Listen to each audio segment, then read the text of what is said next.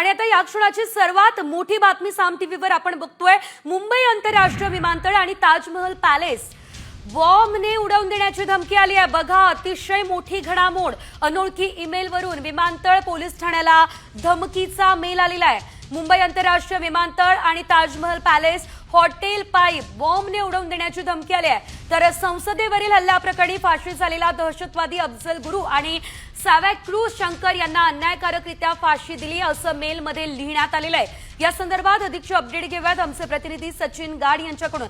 सचिन, आपण बघतोय जेव्हापासून पहलगाम हल्ला झाला आणि नंतर ऑपरेशन सिंदूर या कालावधीमध्ये मोठ्या प्रमाणात मुंबईला धमक्या दिल्या जात आहे आणि आता तर थेट ताजमहल पॅलेस पुन्हा एकदा या ठिकाणी हल्ल्याची शक्यता। काय अपडेट?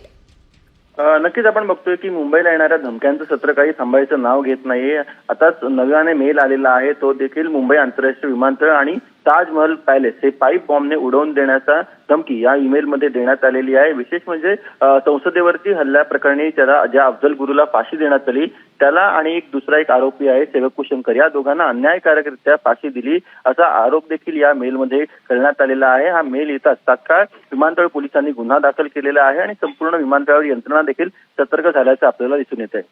निश्चितच धन्यवाद सचिन, दिलेल्या सर्व अपडेटसाठी। अधिकची माहिती घेत राहू।